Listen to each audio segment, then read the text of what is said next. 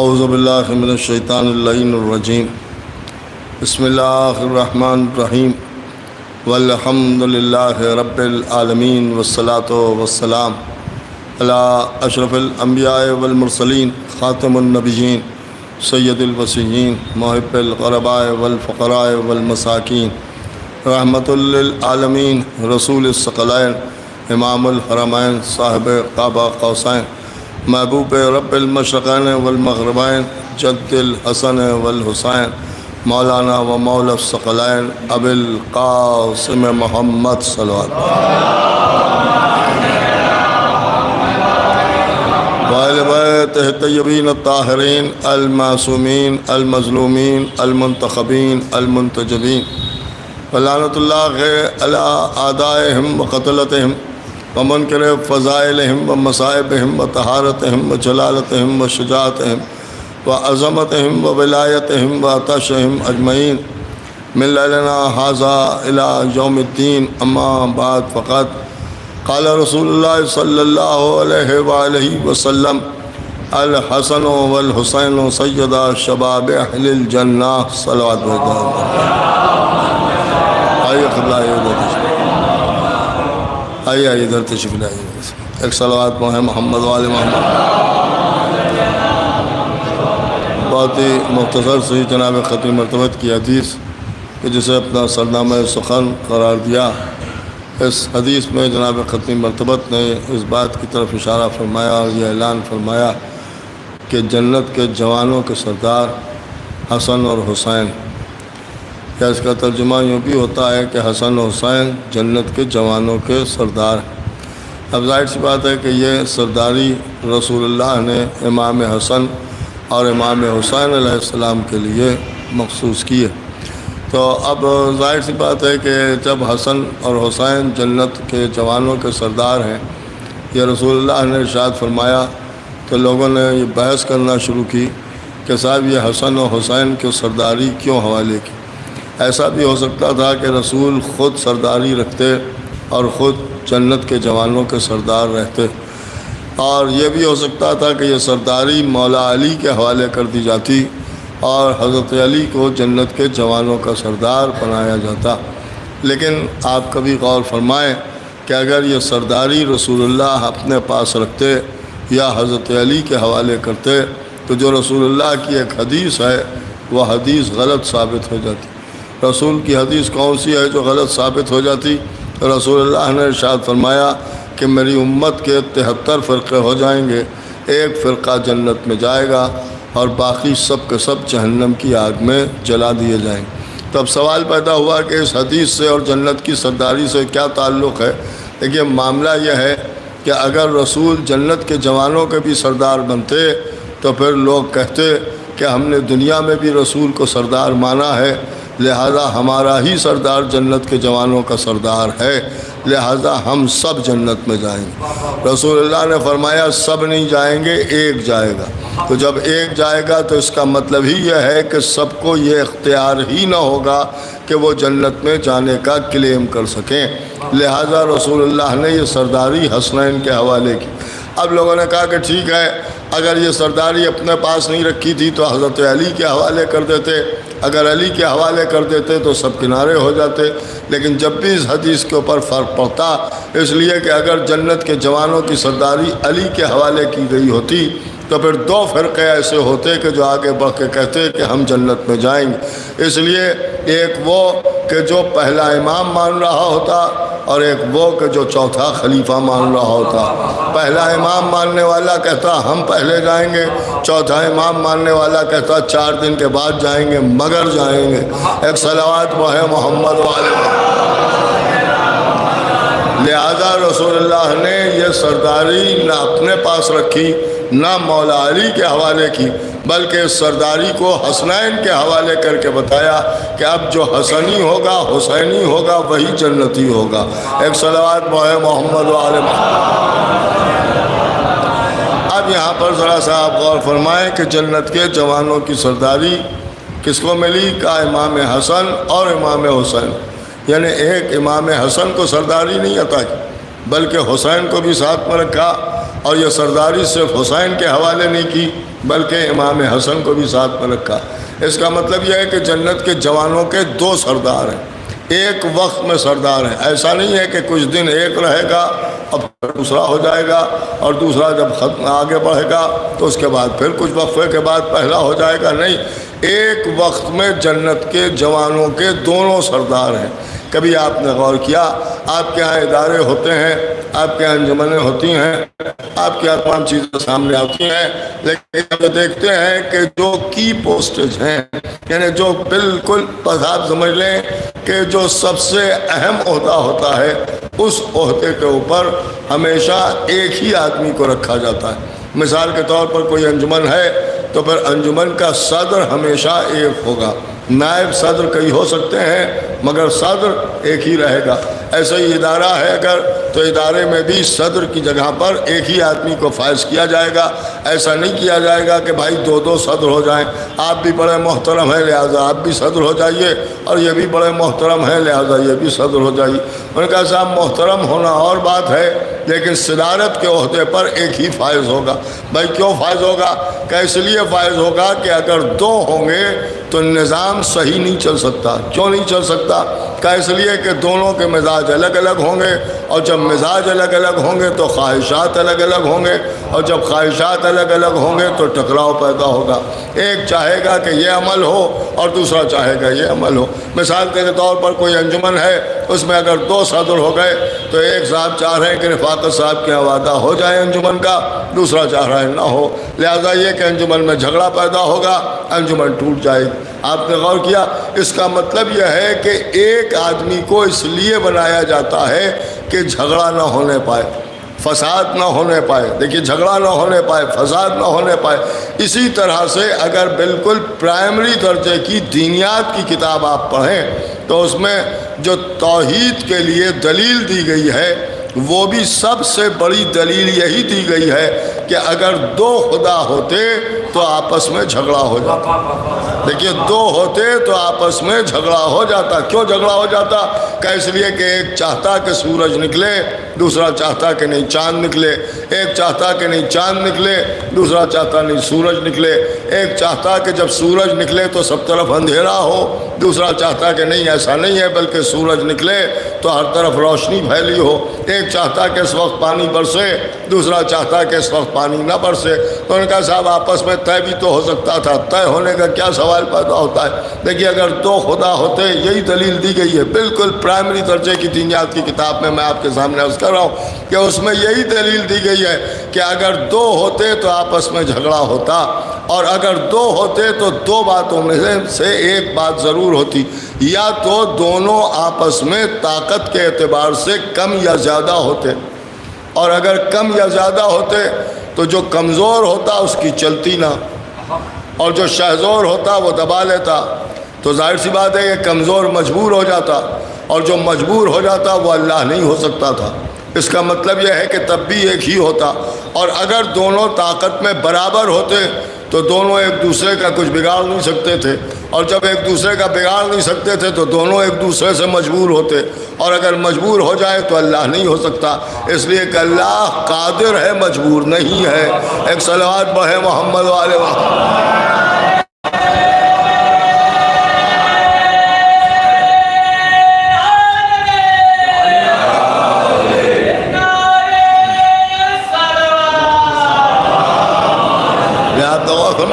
اس کا مطلب یہ ہے کہ کسی بھی ایک عہدے پر دو آدمی ایک ساتھ فائز نہیں ہو سکتے۔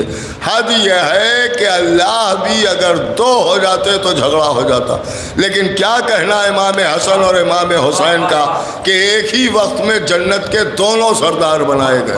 دیکھیے، دونوں سردار بنائے گئے، اور دونوں کو سرداری عطا کر کے اللہ اور رسول نے ہمیں یہی بتایا کہ سب اور ہیں، یہ اور ہیں۔ سب اگر ایک عہدے پر دو فائز ہو جائیں تو جھگڑا ہو سکتا ہے، لیکن امام حسن اور امام حسین ایک ہی وقت میں جنت کے دونوں سردار ہیں۔ ایک وقت میں سردار ہونا یہ بتاتا ہے کہ امام حسن اور امام حسین کے مزاج میں کوئی اختلاف نہیں ہے۔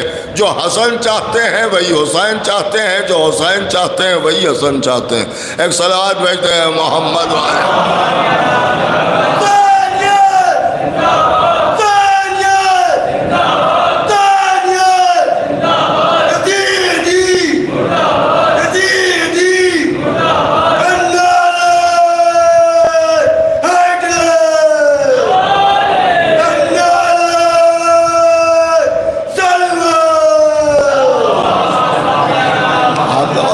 اس کا مطلب یہ ہے کہ امام حسن اور امام حسین کے مزاج میں کوئی اختلاف نہیں ہے.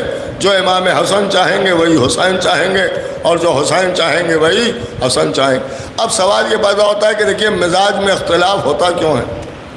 اور یہ بھی دیکھا گیا ہے کہ دو بھائی ہیں، ایک بھائی کا مزاج کچھ ہے، دوسرے بھائی کا مزاج کچھ ہے. دو شاعر ہیں، ایک کا مزاج اور ہے، دوسرے کا مزاج اور ہے. باپ بیٹوں کا مسئلہ ہے تو ظاہر سی بات ہے کہ باپ کا مزاج کچھ اور ہے، بیٹے کا مزاج کچھ اور ہے. ایک بھائی کچھ چاہتا ہے، دوسرا بھائی کچھ چاہتا ہے. لیکن جو بیٹا وہی چاہے جو باپ چاہتا ہے تو یہ اس کی لیاقت مندی ہے. لیکن کوئی ضروری نہیں ہے کہ جو بیٹا چاہے وہی باپ بھی چاہے. اس کا مطلب یہ ہے کہ خواہشات الگ الگ ہیں. جب خواہشات الگ الگ ہیں تو یہ الگ الگ کیوں ہیں، کس وجہ سے ہیں؟ تو دلیل کیا دی گئی؟ اور کہا صاحب اس لیے الگ الگ خواہشات ہیں کہ سب کے نفس الگ الگ ہیں. خواہش کیا ہے؟ کہ نفس کا چاہنا. تو جس کا جیسا نفس ہوتا ہے اس کی ویسی خواہش ہوتی ہے. تو جب نفس الگ الگ ہوتا ہے تو خواہشیں الگ الگ ہوتی ہیں، اور جب خواہشیں الگ الگ ہوتی ہیں تو چاہتیں الگ الگ ہوتی ہیں. اب آپ نے غور فرمایا کہ جہاں نفس الگ الگ ہوتا ہے وہاں مزاج الگ الگ ہوتا ہے، اور جہاں نفس ایک ہو جاتا ہے تو پھر مزاج الگ ہونے کا سوال ہی نہیں پیدا ہوتا. یہی وجہ ہے کہ ہمارے اہل بیت اطہار کے گھرانے میں لفظ استعمال ہوتا ہے پنجتن. دیکھیے پنج نفس نہیں کہا جاتا، پنجتن کہا جاتا ہے. پنجتن کے معنی ہے 5 تن. یہ 5 تن کا لفظ ہی ہمیں بتا رہا ہے کہ نفس ایک ہے، تن 5 ہیں. ایک صلوات پڑھیں محمد وآل محمد. میرے خیال سے اب محرم جانے ہی والا ہے، لہذا آپ لوگ سب مل کے بآواز بلند صلوات بھیجیے.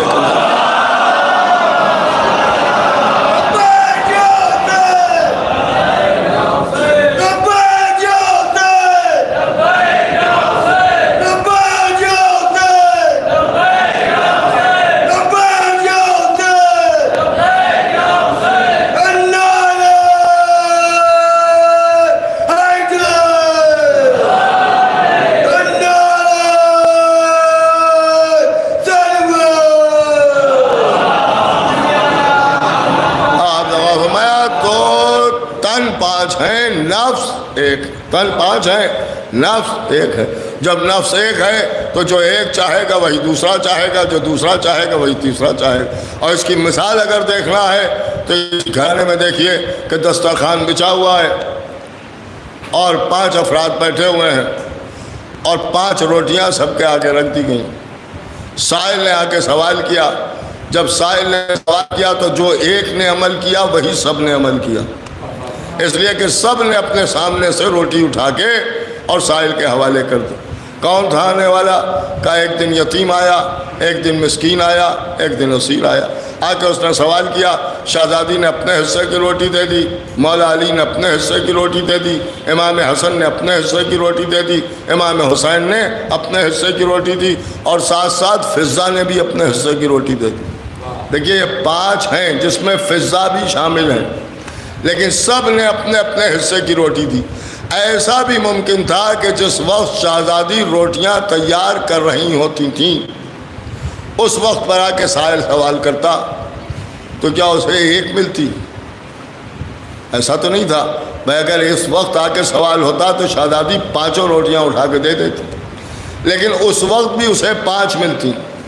کیا ضروری تھا کہ دسترخوان بچھ جائے، ہر ایک کے حصے کی روٹی اس کے سامنے پہنچ جائے، اور اس کے بعد جب سائل سوال کرے تو ہر آدمی اپنے حصے کی روٹی اٹھا کے دے؟ دیکھیے اگر پہلے ہی 5 روٹیاں شہزادی اٹھا کے دے دیتی سائل کو تو دشمن کو یہ اعتراض کرنے کا موقع مل جاتا، اور وہ یہ کہتا کہ ہاں شہزادی نے تو روٹیاں دے دی تھیں. یہ بات صحیح ہے کہ شہزادی نے روٹیاں دے دی، لیکن کیا ضروری ہے کہ جو شہزادی نے چاہا وہی علی نے بھی چاہا، وہی حسنین نے بھی چاہا، وہی فضہ نے بھی چاہا؟ لوگ کہتے کہ علی شوہر تھے، خاموش ہو گئے، زوجہ نے روٹیاں اٹھا کے دے دی لہذا روزے پر روزہ رکھ لیا. حسنین بچے تھے، ماں سے کیا کہتے، لہذا وہ بھی خاموش ہو گئے اور انہیں روٹیاں دے دی. فضہ گھر کی کنیز تھیں، کیا ضروری ہے کہ وہ بھی وہی چاہیں جو فاطمہ چاہیں؟ لہذا سب کی مرضی ثابت نہ ہوتی، لیکن جب الگ الگ روٹیاں سب کے حوالے کر دی گئیں تو ہر ایک کی روٹی جو اس کے سامنے آ گئی وہ اس کی ملکیت بن گئی، اور جب ملکیت بن گئی تو اب جو روٹی اٹھا کے دے رہا ہے وہ اپنی ملکیت عطا کر رہا ہے، دیکھیے ملکیت عطا کر رہا ہے، اور ملکیت عطا کر کے بتا رہا ہے کہ یہ وہ گھرانہ ہے کہ جہاں جو ایک چاہتا ہے وہی سب چاہتے ہیں۔ ایک صلوات پڑھے محمد والے۔ دیکھیے سب نے وہی عمل کیا۔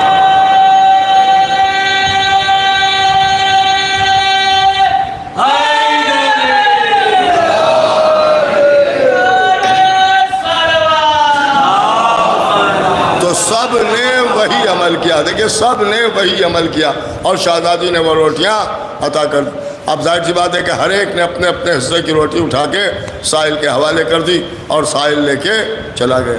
اس سے یہ ثابت ہوا کہ یہاں جو ایک چاہتا ہے وہی سب چاہتا ہے۔ اب اس میں کچھ لوگ یہ اعتراض کریں گے کہ صاحب سب کے لیے تو ٹھیک ہے، لیکن فضہ وہ تو گھر کی کنیز ہے، ان کو آپ بطول تو نہیں کہہ سکتے، انہیں آپ معصومہ تو نہیں کہہ سکتے۔ دیکھیے ایک بات میں آپ کے سامنے رکھوں، ماشاءاللہ پڑھے لکھے حضرات بیٹھے ہوئے ہیں، اللہ نے ایک میٹل خلق کیا ہے جسے میگنیٹ کہتے ہیں، اور اسے اردو میں مقناطیس کہتے ہیں، اور ہندی میں بھی بتا دوں اسے چمبک کہا جاتا ہے۔ اس کی کوالٹی کیا ہے، اس کی کیا صفت ہے؟ تو ان کا اس کی صفت یہ ہے کہ جب اس کے قریب کسی لوہے کو لایا جاتا ہے تو یہ اسے اپنی طرف کھینچ لیتا ہے۔ اس کی صفت یہ ہے مقناطیس کی کہ یہ لوہے کو اپنی طرف کھینچ لیتا ہے۔ اکثر و بیشتر لوگ یہ دیکھنے کے لیے کہ یہ لوہا ہے یا نہیں ہے مقناطیس کا استعمال کرتے تھے، اور مقناطیس اگر اسے اپنی طرف کھینچ لیتا تھا تب لوگ کہتے تھے کہ یہ اصلی ہے اور یہ نقلی ہے۔ جیسے ہمارے بچپنے میں کچھ سکے چلتے تھے اور نقل کرنے والوں نے کچھ نقلی سکے بھی بنا لیے تھے، لہذا اس وقت دکاندار اپنے دکانوں کے اوپر مقناطیس رکھتے تھے، اور مقناطیس کے پاس اس سکے کو لے جایا جاتا تھا، اگر وہ کھینچ لیتا تھا تو وہ رکھ لیتا تھا، اور اگر وہ نہیں کھینچتا تھا تو اسی کو واپس کر دیا جاتا تھا کہ بھیا تمہارا سکہ تم ہی رکھو۔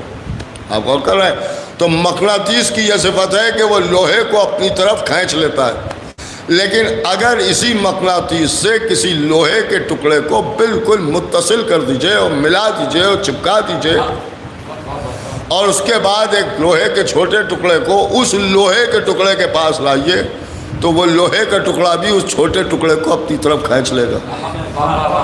نہیں غور فرما رہے ہیں؟ کھینچ لے گا۔ اب جب وہ کھینچ لے گا تو کیوں کھینچ لے گا؟ اپنے سوال پیدا ہوتا ہے کہ بھائی یہ مقناطیس تو ہے نہیں، یہ لوہا تو ہے نہیں، ظاہر سی بات ہے یہ لوہا ہے، مقناطیس نہیں ہے، یہ میگنیٹ نہیں ہے، لیکن یہ کیوں کھینچ رہا ہے؟ بھائی کیوں کھینچ رہا ہے؟ کیا یہ بھی ویسے ہی ہو گیا؟ تو ان کا صاحب ویسا نہیں ہوا، اصل میں یہ مقناطیس کی صحبت میں آ گیا، لہذا مقناطیس تو نہیں بنا لیکن مقناطیسی صفات اس میں پیدا ہو گئے۔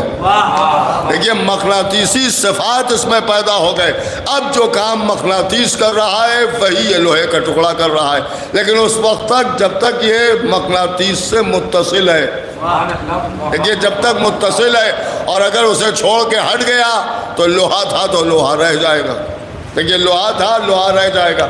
وہی معاملہ فضہ کا بھی ہے کہ فضہ کا معاملہ یہ ہے کہ انہیں نے شہزادی کونین سے اتنی زیادہ قربت حاصل ہو گئی کہ معصومہ نہ بھی کہیے لیکن معصومہ ہونے کے صفات پیدا ہو گئے، اور یہی وجہ ہے کہ یہی بیوی ملتی ہیں جنہی نے 20 سال تک قرآن سے باتیں کی۔ آپ نے غور فرمایا ایسے بھی لوگ ہیں کہ جنہیں زندگی بھر سورہ بقرہ نہیں یاد ہوا، لیکن یہ وہ بیوی ہیں جو 20 سال تک قرآن سے بات کر رہی ہیں۔ ایک صلوات بھیجتے ہیں محمد والے، ایک اور صلوات بھیجتے ہیں محمد والے۔ تو آپ ظاہر سی بات ہے کہ یہ گھرانہ ایسا ہے کہ جہاں جو ایک چاہتا ہے وہی سب چاہتا ہے۔ اب اس کے بعد اور آگے بڑھیے تو رسول اللہ نے ہمیشہ یہی ثابت کرنے کی بات کی کہ لوگ یہ سمجھیں کہ یہاں کسی میں کوئی اختلاف نہیں ہے۔ عید کا موسم، رسول اللہ مسجد میں تشریف فرما، حسنین نیا لباس پہن کے مسجد میں آئے۔ یہ لباس کہاں سے آیا؟ کہ جنت سے آیا۔ کیا کہا تھا شہزادی نے؟ شہزادی نے فرمایا کہ بچوں تمہارے لباس درزی کے آ گئے۔ دیکھیے معصوم کو سمجھیے کہ معصوم کہتے کسے۔ اعتراض کرنا تو لوگوں کو بہت آتا ہے، لیکن سمجھنا چاہیے کہ معصوم کا مقصد کیا ہے۔ ہم ایسے ہی نہیں ہر آدمی کو معصوم کہہ دیتے۔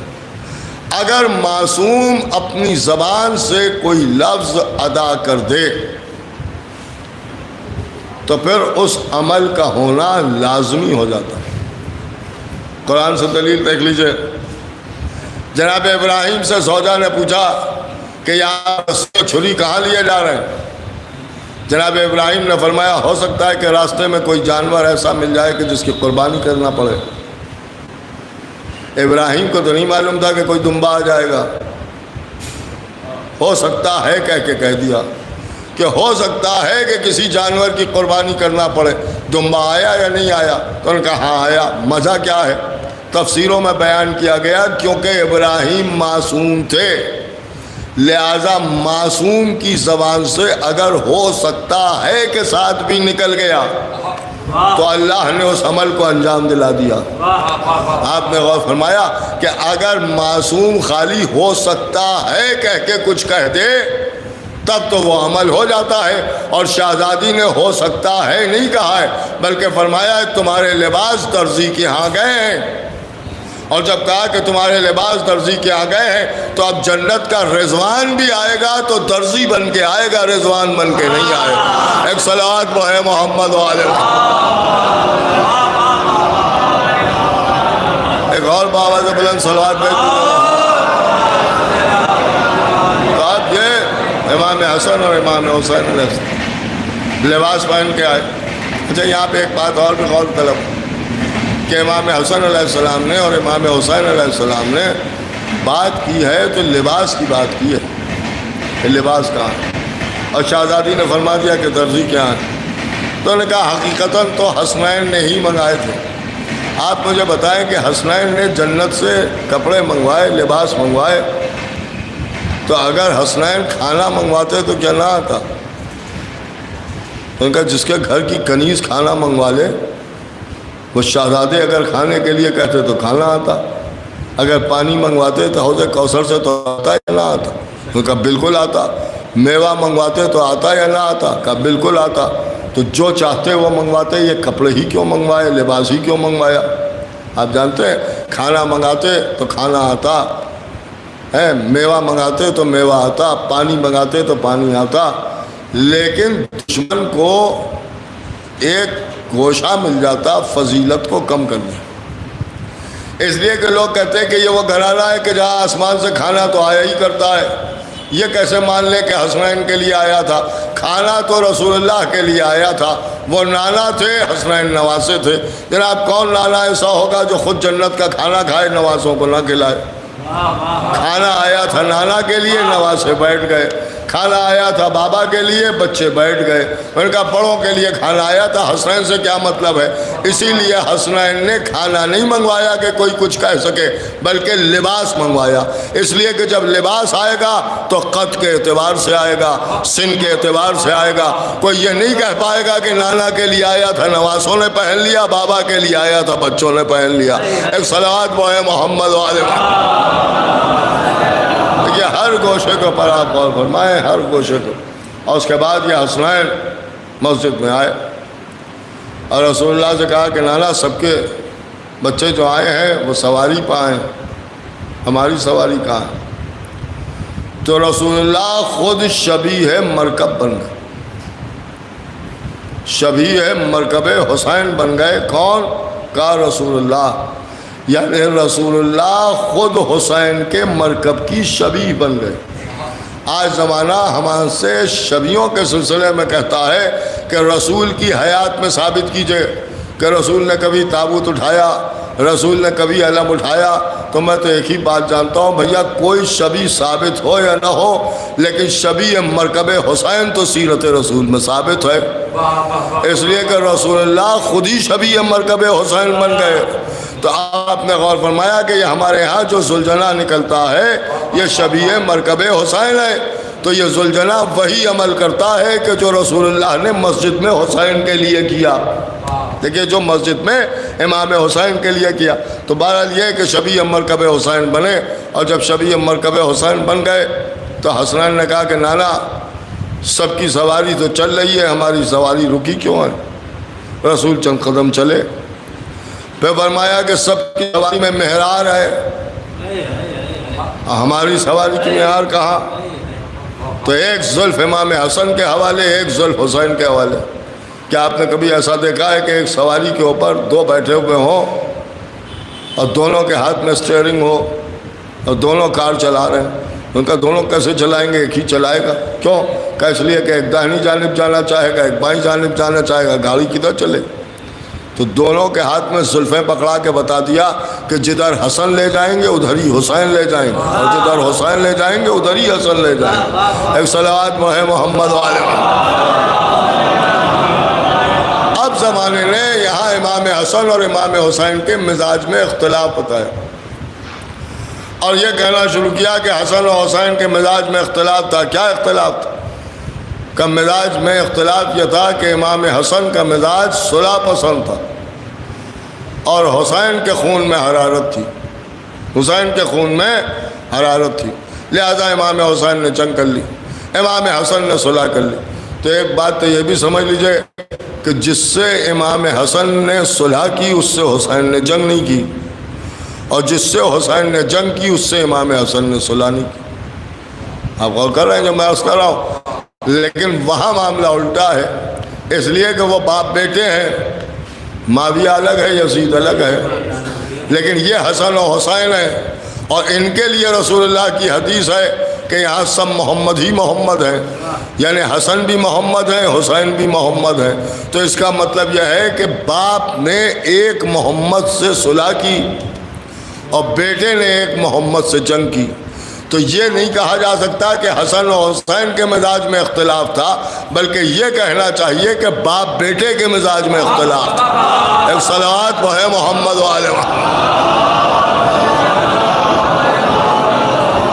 ایک اور صلوات بھیجتے ہیں محمد والے۔ باپ بیٹے کے مزاج میں اختلاف تھا۔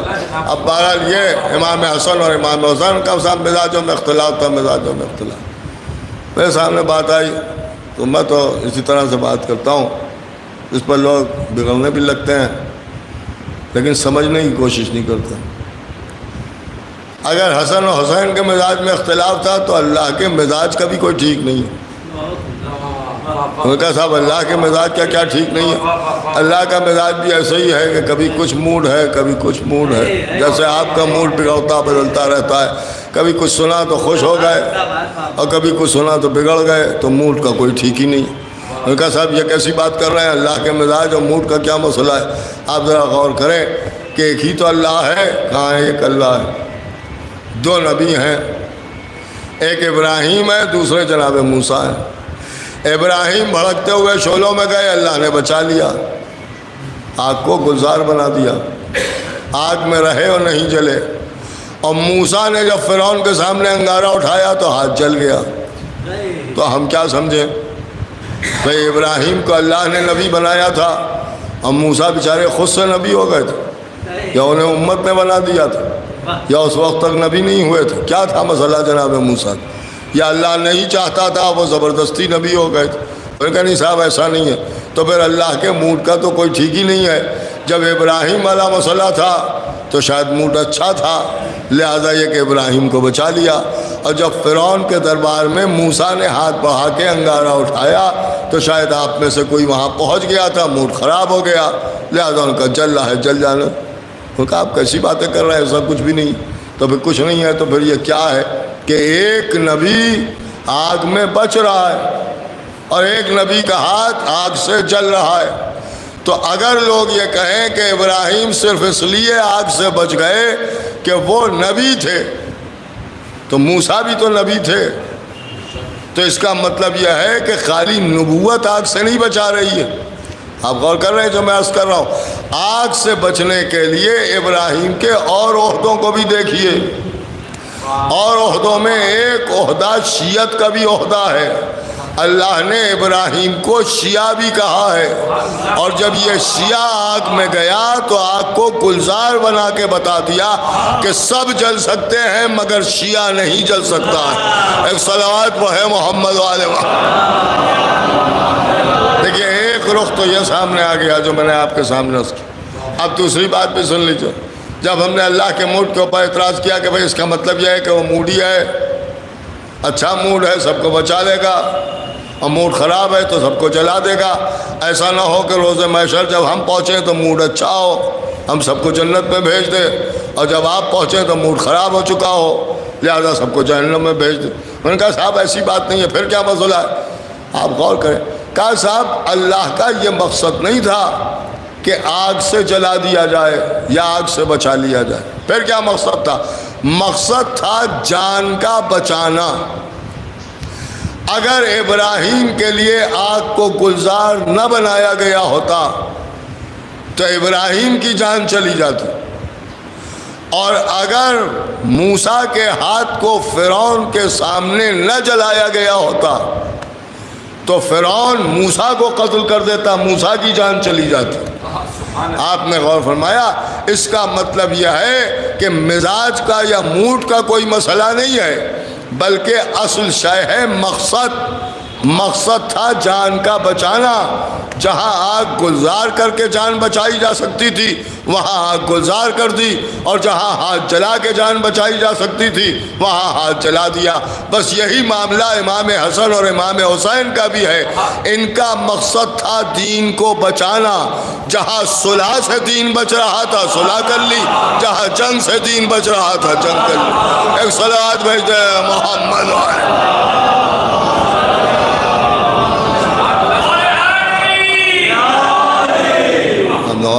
یہ ہے امام حسن. اور اگر آپ کو دیکھنا ہے تو امام حسین امام حسن کی صلح میں ساتھ ساتھ رہے اور کوئی اختلاف نہیں کیا. امام حسن شرائط کو بیان کرتے رہے اور مانتے رہے اور منواتے رہے، اور امام حسین بھی ساتھ ساتھ رہے. 10 سال تک یہ صلح چلی. اور پھر جب حسین کربلا کی سرزمین پر آئے تو پھر جناب قاسم کے بازو پر بندھا ہوا تعویذ اس بات کی دلیل ہے کہ جیسے صلح حسن میں حسین شریک ہیں ویسے ہی جنگ حسین میں حسن شریک. عزیزان محترم، یہ وہ گھرانہ ہے کہ جہاں کوئی اختلاف نہیں. ہم تو صرف 14 کی بات کرتے ہیں کہ یہ 14 ایسے کہ جہاں کوئی اختلاف نہیں، لیکن کربلا میں حسین نے بتا دیا کہ یہاں تو 72 ایسے ہیں کہ جن میں کوئی اختلاف ہے. سب کا مقصد ایک ہے کہ حسین کو بچا لیا جائے.